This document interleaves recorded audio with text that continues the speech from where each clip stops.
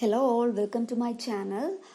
This video is about different periods of American literature. Some recent historians, anthologists and teachers of American literature simply divide their survey into dated sections without affixing period names. A prominent tendency, however, is to recognize the importance of the major wars in marking significant changes in literature. This tendency, as the scholar Cushing Strout has remarked, suggests that there is an order in American political history more visible and compelling than that indicated by specifically literary or intellectual categories. So I repeat, some recent historians, anthologists, and teachers of American literature simply divide their survey into dated sections without affixing period names. So without period names, it is difficult to analyze different periods in American literature. A prominent tendency, however, is to recognize the importance of major wars in marking significant changes in literature. So one of the important techniques used is to recognize the importance of major wars in marking significant changes in literature.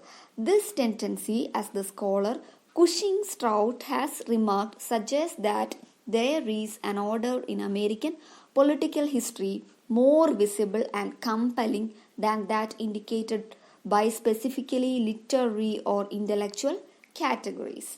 The following divisions of American literary history recognizes the importance assigned by many literary historians to the Revolutionary War, the Civil War, World War I, and World War II.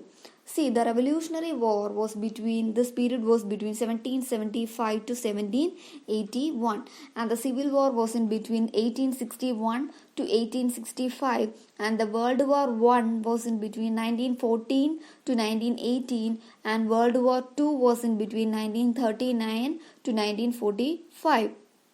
Under these broad divisions are listed some of the more widely used terms to distinguish periods and sub-periods of American literature.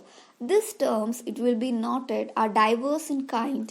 This may signify a span of time or a type of political organization or a prominent intellectual or imaginative mode or a predominant literary form. So moving on to the different periods in American literature. The period from 1607 to 1775. Let's see what is the importance of this era. This era, from the founding of the first settlement at Jamestown to the outbreak of the American Revolution, is often called the colonial period. So, the period from 1607 to 1775 is called as the colonial period. So, not the point.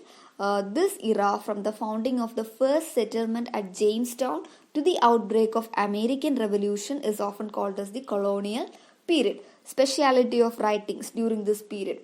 Writings were for the most part religious, practical or historical.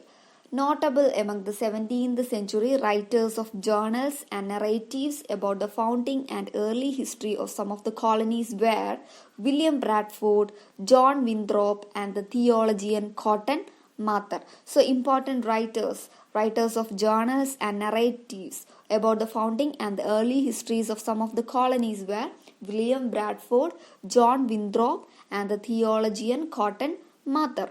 In the following century, Jonathan Edwards was a major philosopher as well as theologian, and Benjamin Franklin an early American master of lucid and cogent prose.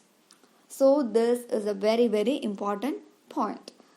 Hope you understood. Moving on to the next. Not until 1937, when Edward Taylor's writings were first published from manuscript, was Taylor discovered to have been an able religious poet in metaphysical style of the English devotional poets Herbert and Crashaw.